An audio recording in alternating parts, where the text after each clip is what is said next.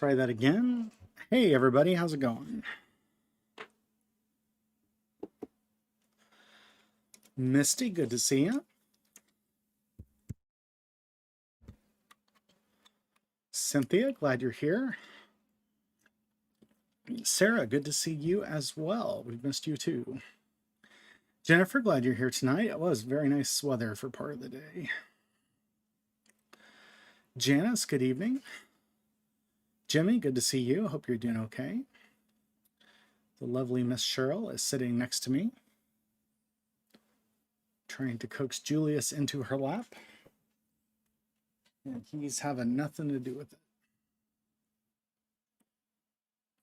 Luana, good to see you.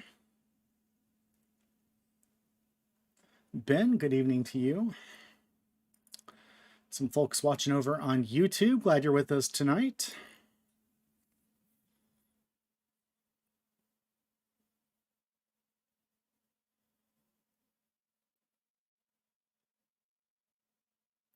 That's the wrong Janice. This one's Janice.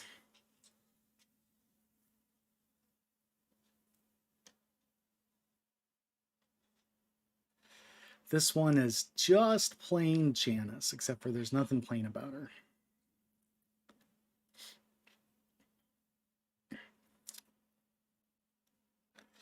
It's Janice Denning, whose daughter is Vicky Denning. They sit on the other side from where you sit, Jennifer, towards the back, like the third row from the back or so.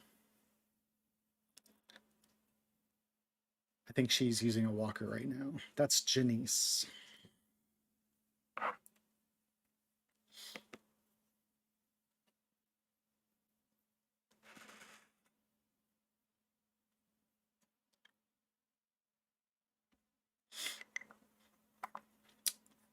Right. Got a good crowd here. We'll give people another 4 or 5 minutes to pop in. Tonight we are going to finish up Jacob's 20 years in living in a foreign land.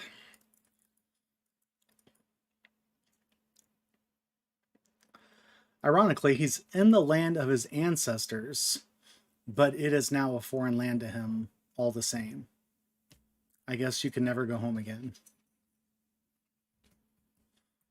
Anyway, he's treated as if he's in a foreign land because, again, Jacob is Israel, and so this whole story is going to echo the story of Israel being in Egypt, and basically this place with Laban where Jacob is right now is sort of analogous to Egypt, and then his escape, which will happen in the chapter 31 that we talk about tonight, will be sort of the mirror of the Israelites escaping Egypt. So anyway, very interesting. But we'll save the deep stuff here for another 3 minutes. Hey, Jeff and Jill are over on YouTube. Good to see you. No, we haven't watched The Chosen yet. We're going to have to just kind of binge it over a weekend sometime, probably. We don't really do anything during the week. By the time Cheryl gets home and showers and we figure out what we're doing for dinner and eat, we usually have about an hour. And like tonight, this is that hour.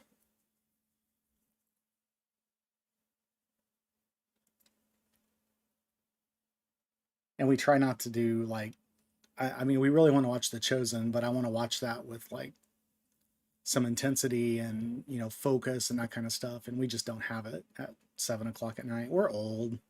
You'll find out, Jennifer. You'll see. Someday it'll be 8:30 and you'll be saying, why am I in bed right now? And then a few years later, you'll wonder why you didn't do it all along, because it's awesome.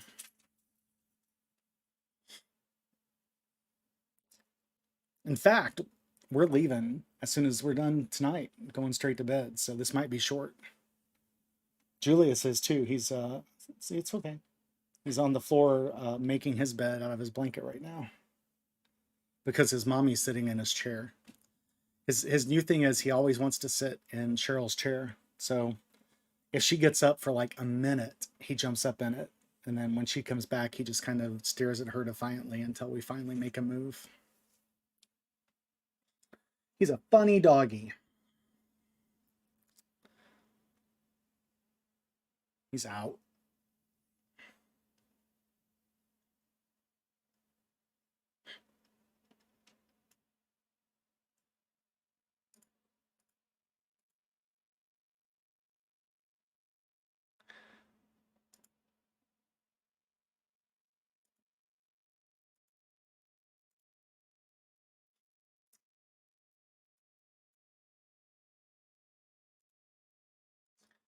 Yep, it doesn't feel like an early bedtime when you have to get up at 5:30, does it, sweetheart? Nope. Her commute's shorter, but she has to be at work an hour earlier, so she actually lost a little bit of sleep of when she was working in Austin. But what can you do? Right, it is 9 past the hour, and I think we are going to get started. So,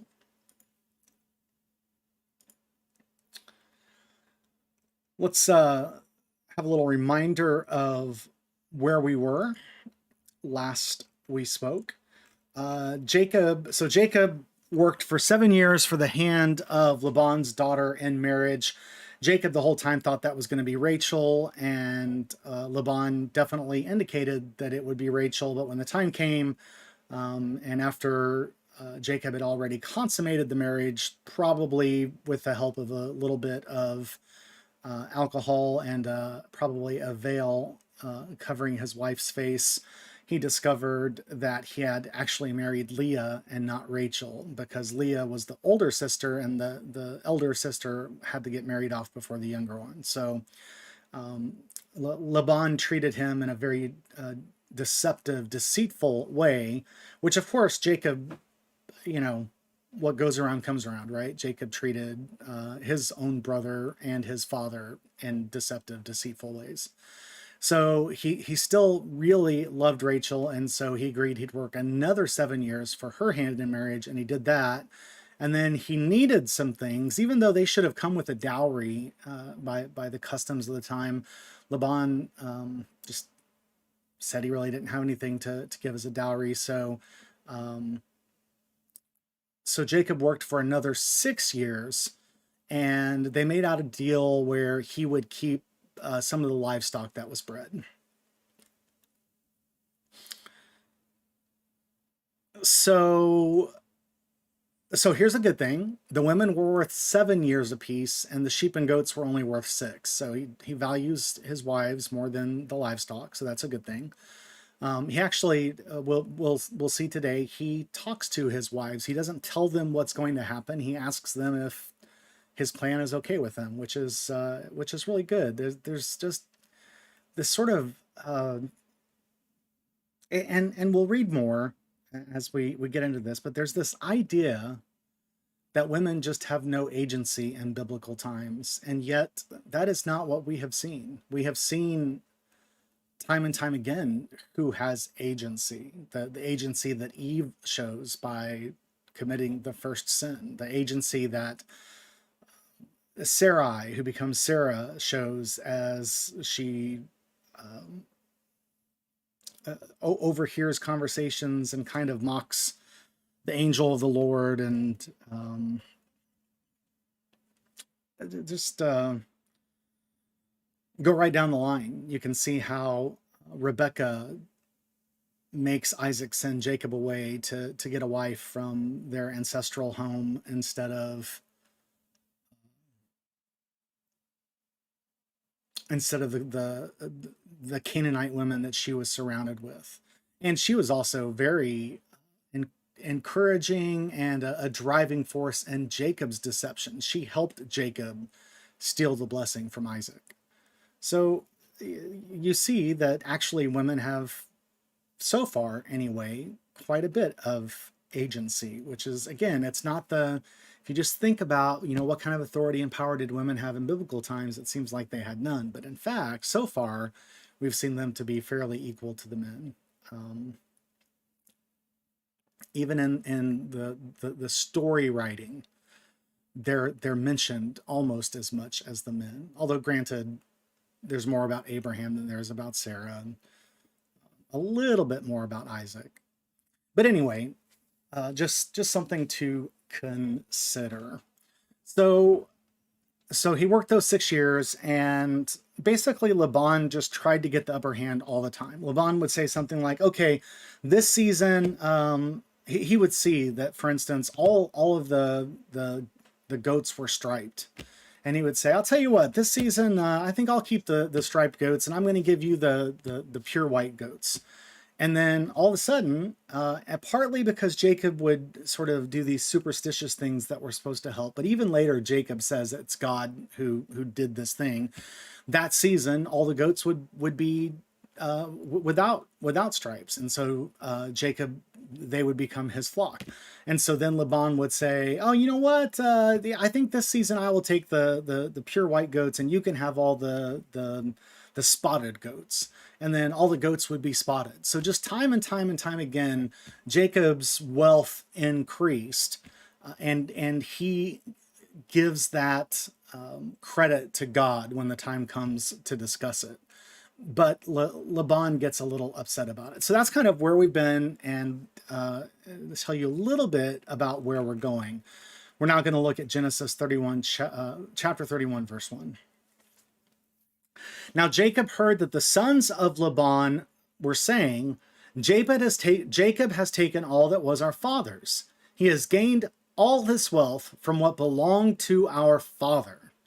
And Jacob saw that Laban did not regard him as favorably as he did before. And you know, this doesn't really go into the scripture here, but during this time, Laban's wealth is still growing. His livestock is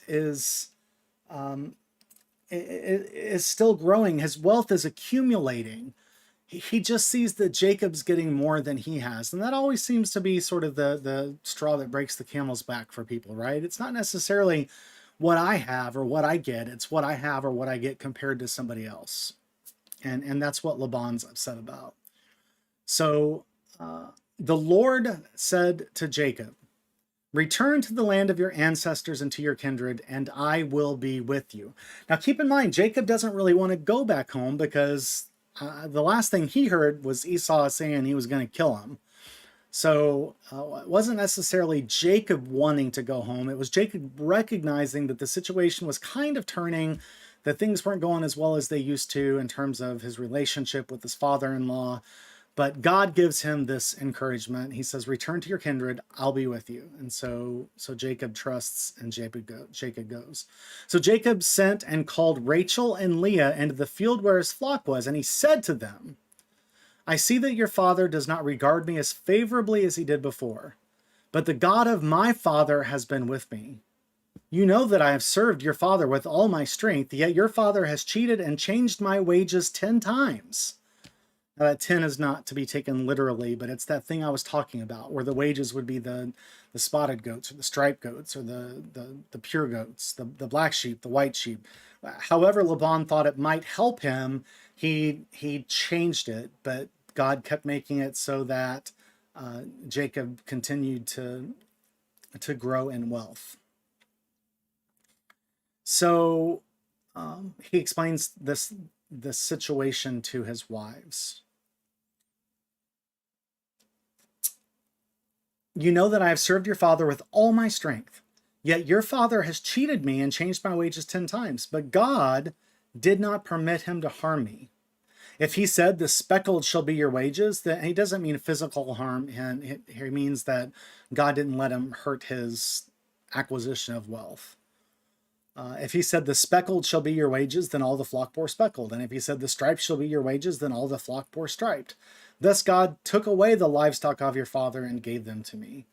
Now, again, I don't know that this is like 100% kind of thing. I don't think Laban is being left without anything. But everything has been done according to what Laban has said, because then God went into the situation and fixed it so that Jacob's wealth increased at least as well and probably better than Laban. If maybe it is 100%. I doubt that. But his point when he says this, God has taken away the livestock of your father and given them to me. He's saying, I'm not the one who did it. God did it. And so he continues to tell them. He says, during the mating of the flock, I once had a dream in which I looked up and saw that the male goats that leaped upon the flock were striped, speckled, and mottled. Then the angel of God said to me in the dream, Jacob, and I said, here I am. That's a very familiar call and refrain, right? The angel of God would say, Isaac, and Isaac would say, here I am. Would say Abraham, and Abraham would say, here I am. So that's all in the family. And he looked up and said, look and see that the goats that leap on the flock are striped, speckled, and mottled, for I have seen all that Laban is doing to you. I am the God of Bethel, where you anointed a pillar and made a vow to me. Now leave this land at once and return to the land of your birth. So he's telling his wives what God said and what he thinks it's time to do. But he's putting the question to them. So Rachel and Leah answered him, is there any portion or inheritance left to us in our father's house? Are we not regarded by him as foreigners? For he has sold us, and he has been using up money given for us. So what we have here is sort of a legal way of denouncing your parentage, basically. It's the equivalent of Michael Scott standing up in the sitcom The Office when he finds out that he's broke, and he stands in the room and he says, I declare bankruptcy. And yeah, that's not how that works, but it is how it worked then. So through these words, saying there's nothing left to us in our father's house, they say he treated us like property. He sold us to you. You know, we're happy about that, but he sold us to you. We were his property to give. He views all of his things as things, whether it's his sheep, his goats, his sons, or his daughters. They're just all his property. That's how Laban treats people. And he says, all the property that God has taken away from our father belongs to us and to our children. So they're claiming that too. They're not saying it belongs to you. They're saying it belongs to us and our children. Now then, do whatever God has said to you. So now he has not only God's blessing to leave, but he has his wife's blessings to leave. So Jacob arose and set his children and his wives. You're lost. Where are you lost at? We can back up.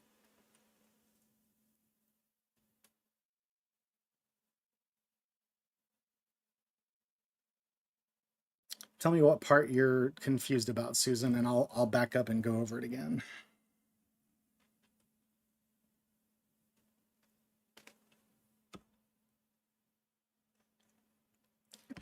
There's enough of delay that so I mean, what issue is it? Are you just saying you don't know what verse I'm on? I'm on verse 16, Genesis 31, verse 16. Okay. So basically, let's just recapitulate. What's happened is, okay, you just needed the verse number. I gotcha. So what's happened is Jacob realizes, he overhears that the sons of Laban aren't very happy, and he feels like Laban's not very happy, and he sees that his own wealth is growing and Laban's isn't growing as fast, and he's worried of what's going to happen. And then even God comes to him in a dream and says, hey, it's time to get out of there. And so he talks to his wives and he explains the situation to them, and they agree that it's time to get out of there. And so now he's going to get out of there. That's where we're at. And we're ready for Genesis 31, verse 17. So Jacob arose and set his children. Don't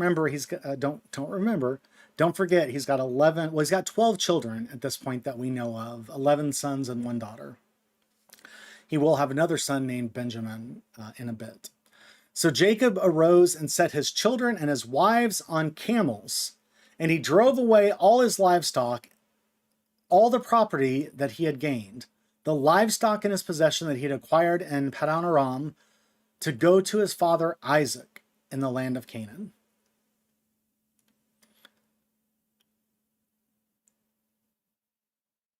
It's just interesting that he has become the foreigner in the land of his ancestors, and he's going home to a foreign land.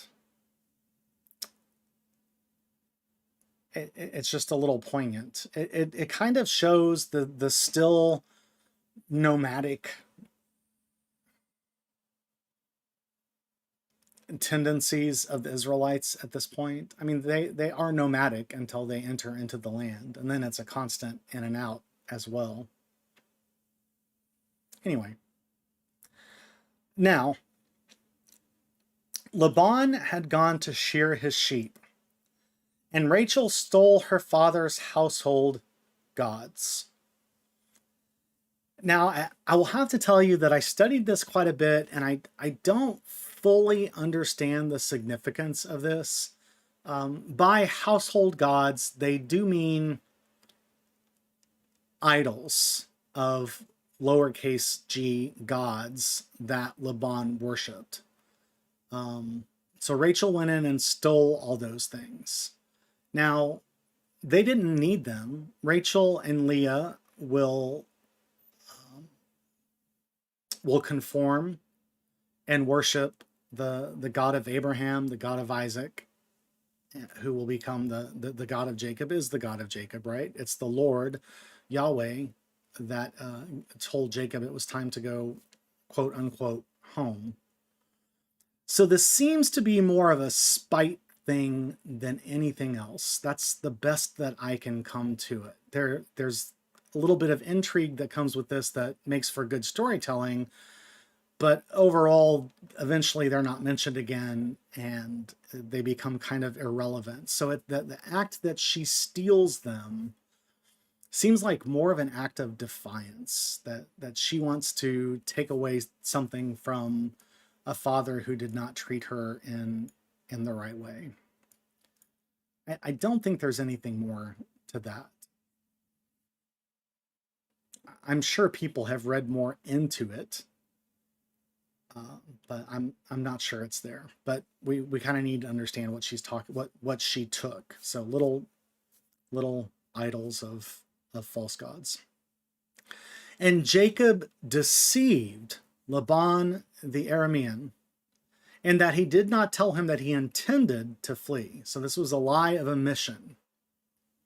So right there, if you ever thought that it was not a lie to just not tell the truth, right here, Scripture says that Jacob deceived Laban by not telling him that he intended to flee. Of course, you would never tell somebody you intend to flee, right? You might say you intend to leave, but anyway. So he fled with all that he had. Starting out, he crossed the Euphrates and set his face toward the hill country of Gilead. On the third day, Laban was told that Jacob had fled. So, I mean, Laban's obviously not a hands-on kind of guy, right? It took 3 days, and he didn't even notice that his daughters and his 12 grandkids and his son-in-law, who was basically the chief worker for him, he didn't realize that they were all gone, and he had to be told, and it was the third day.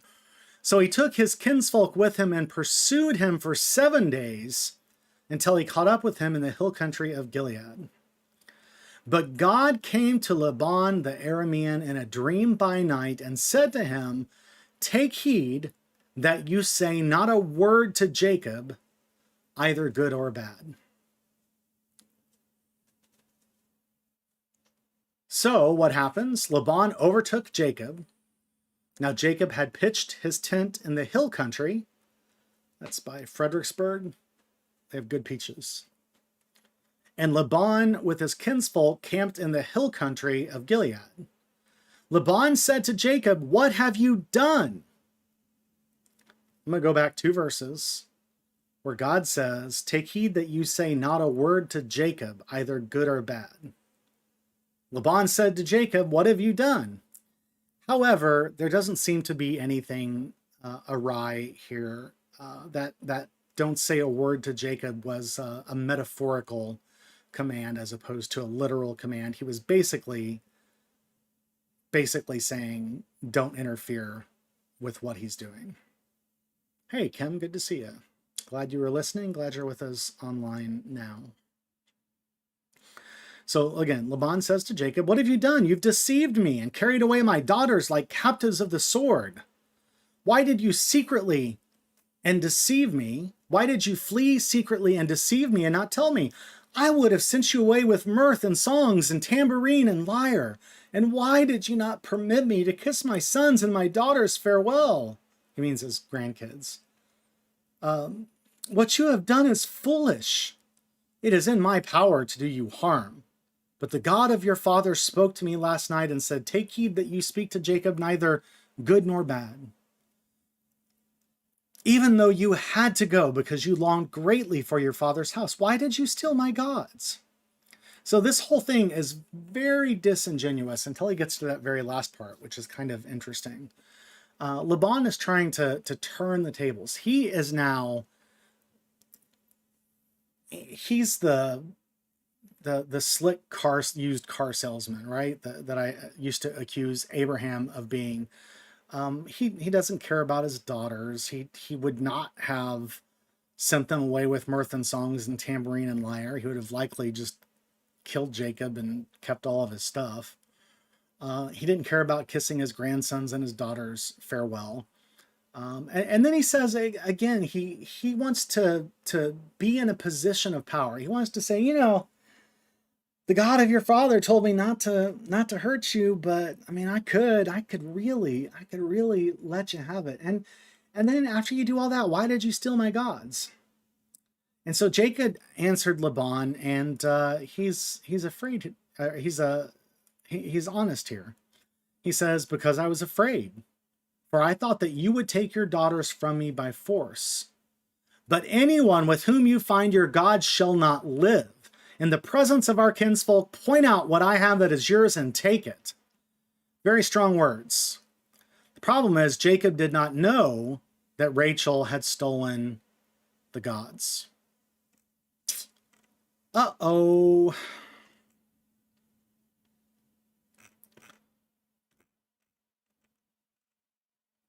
Okay. So Laban went into Jacob's tent and into Leah's tent and into the tent of the two maids, but he did not find them. And he went out of Leah's tent and he entered Rachel's. Now Rachel had taken the household gods and put them in the camel's saddle and sat on them. Laban felt all about in the tent, but he didn't find them. And she said to her father, let not my lord be angry that I cannot rise before you, for the way of women is upon me.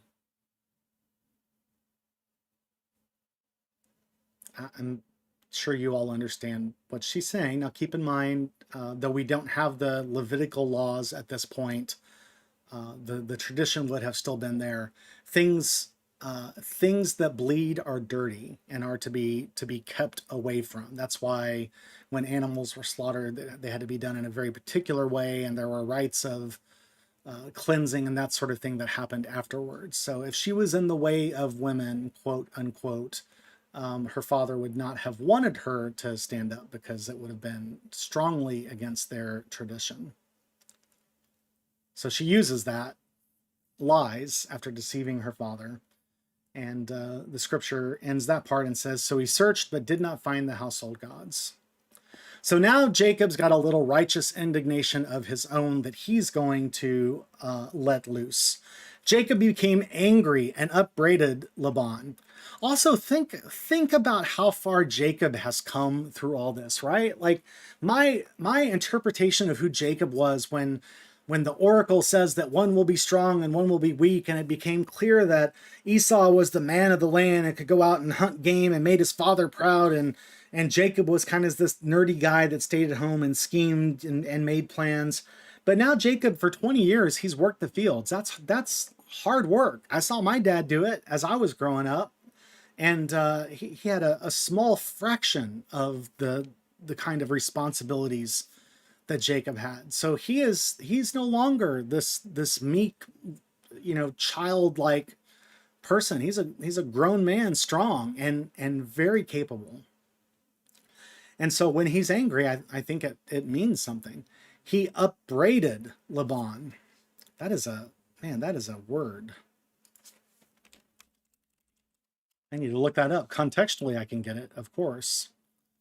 Scold, find fault with someone and scold. He was upbraided for his slovenly appearance. So I think the context here is that he is now looking down on Laban, right? Laban had been looking down on Jacob, and now Jacob is looking down on Laban. What is my offense? What is my sin that you have hotly pursued me? I had a 3 days head start on you, and you pushed your animals to the brink to catch me up in just a few more days. Although you have felt through all my goods, what have you found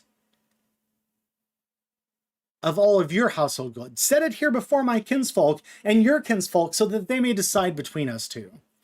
These 20 years I have been with you. Your ewes and your female goats have not miscarried. I have not eaten the rams of your flocks. That which was torn by wild beasts I did not bring to you. I bore the loss of it myself. Of my hand you required it, whether stolen by day or stolen by night. It was like this with me. By the day of the heat consumed me, and the cold by night, and my sleep fled from my eyes.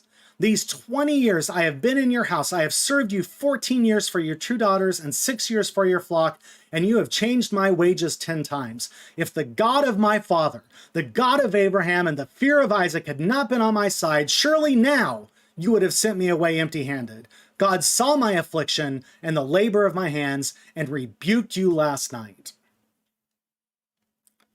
And this is an exciting moment for Jacob, because this is the moment that Jacob finally gets the upper hand and says, God is on my side. Through this whole thing, God is on my side. And that's probably why I still don't quite understand the whole thing about Rachel stealing these idols, but obviously the true God doesn't care about idols of false gods.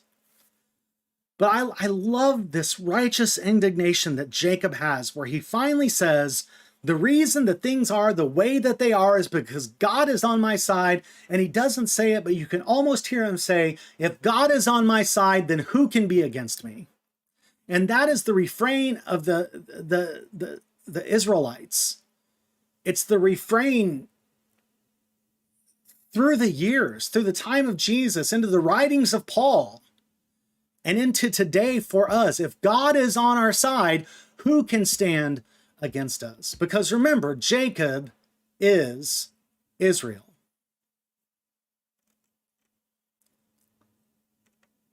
So Laban says, again, Laban just always trying to have the upper hand, to be the stronger person. Laban answered and said to Jacob, the daughters are my daughters, the children are my children, the flocks are my flocks, and all that you see is mine. It wasn't. But you can see he was never going to let Jacob escape. Jacob could only escape through the grace of God. Just like Israel could only escape Egypt through the grace of God. Just like we will only ever escape that which pursues us in this world except by the grace of God. But what can I do today about these daughters of mine, or about their children whom they have borne? Come, now let us make a covenant, you and I, and let it be a witness between you and me. And here we have some wisdom.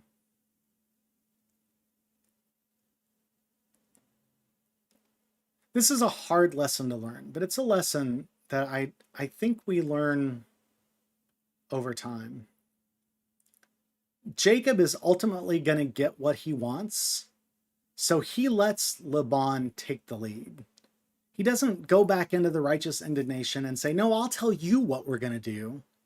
He lets Laban keep his dignity. And I think that's a very important thing. You know, without getting into too much history, I believe that the traditional wisdom is that World War II, the rise of Germany, happened because after World War I, the victors didn't let Germany have any dignity at all. They crushed them under their heel. And when somebody rose up and said, "We can be great again," they latched onto that. Two different ways of handling things. Anyway, like I said on Sunday, I try to sometimes take what we can so that we don't just understand the historical facts, but we can figure out how to apply them to where we're at today. So Laban says, "Come now, let us make a covenant, you and I, and let it be a witness between you and me." So Jacob took a stone and set it up as a pillar. And Jacob said to his kinsfolk, "Gather stones." In Ecclesiastes, the Koleth, the teacher, says there's a time to gather stones and a time to scatter them. Gather stones, and they took stones and they made a heap, and there they ate by the heap. If you want to make a covenant, a treaty, always good to have a potluck while you're doing it. Laban called it Jagar Shadathua, but Jacob called it Galid, which I think means heap. Literally the heap of witness. Laban said, "This heap is a witness between you and me today." So he called it Galid. And the pillar he called Mizpah, which means watchpost. For he said, "The Lord watch between you and me when we are absent from one another. If you ill-treat my daughters, or you take wives in addition to my daughters, though no one else is with us, remember that God is witness between you and me." So this was a ritual of the times. And I think it's interesting, even though Laban worships false gods, perhaps in addition to Yahweh, that was common with some people. They were kind of hedging their bets. When Laban sort of says that the one who watches out, it's G with a capital G. It's not Yahweh. It's Elohim, but it's translated in my Bible as God with a capital G. So he is speaking of Jacob's God, of Isaac's God, the fear of Isaac. So Laban said to Jacob, "See this heap, and see the pillar which I have set between you and me." Again, he's taking it as if he's done it, right? Jacob's the one who told people to gather Anyway, he's going to let Laban have his way. "This heap is a witness, the pillar is a witness, that I will not pass beyond this heap to you, and you will not pass beyond this heap and this pillar to me for harm." I like that. It just doesn't ever say, "Here's the line in the sand, don't ever cross it." He says, "Don't ever cross it for harm." And then he says, "May the God of Abraham and the God of Nahor," which is again, this is their ancestral home, so that is God, our God, "the God of their father, judge between us." So Jacob swore by the fear of his father Isaac, and I don't really understand exactly what the Hebrew means when it says the fear of his father Isaac. I think it's the way that we talk about fearing God, probably just just another way of saying God, I think. "And Jacob offered a sacrifice on the height, and called his kinsfolk to eat bread, and they ate bread and tarried all night in the hill country. Early in the morning, Laban rose up, he kissed his grandchildren and his daughters and blessed them, and then he departed and returned home." Just a couple of verses of Genesis 32 to close this out. "Jacob went on his way, and the angels of God met him. And when Jacob saw them, he said, 'This is God's camp.' So he called that place Mahanaim, which means two camps." Lots of etiology there, assuming the people who would have first heard this song or story would have known those places. So that's the story of Jacob escaping Esau after the anger of having tricked him, pressured him out of his birthright, and stolen the blessing from his father. He escapes for 20 years. He finds Leah and Rachel. Between Leah and Rachel and their maidservants, they have 12 children at this point. Rachel's going to have a 12th son because right now it's 11 sons and a daughter. That 12th son will be Benjamin. She will die during childbirth. And then those 12 sons will become the 12 tribes of Israel. So we are literally, remember, Jacob is Israel, but we are witnessing sort of the birth of Israel as we understand it. And now Jacob has to go back to his brother and not get killed. And that's what we're going to talk about next week.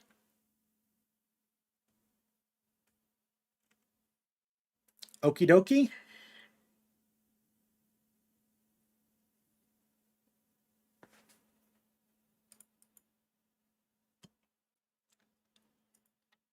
By the way, I figured out what we're doing next. This is Canada Dry 0 sugar ginger ale, lest you might have thought it was something else.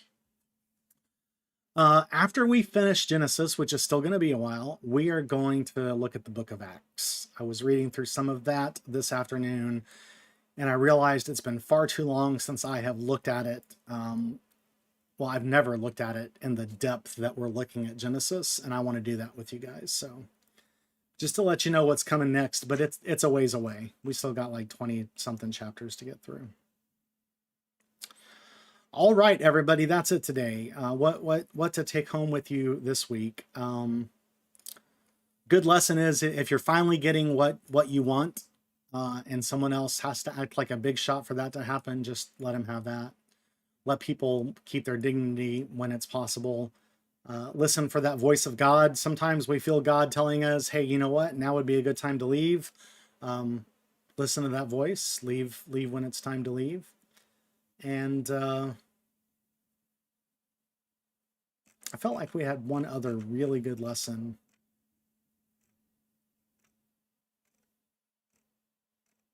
But I forget what it was. So that's okay.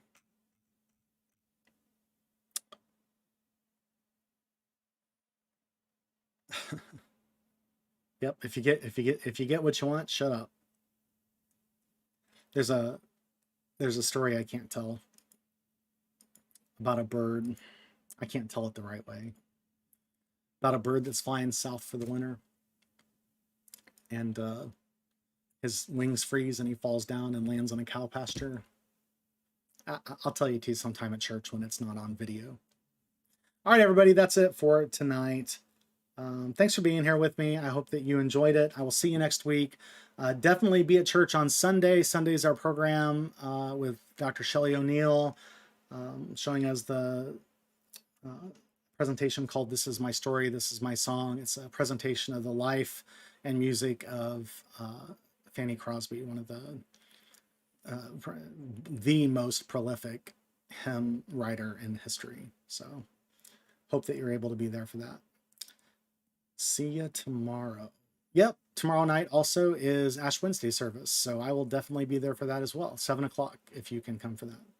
All right, that's it. As always, God bless, Godspeed, and thanks for watching.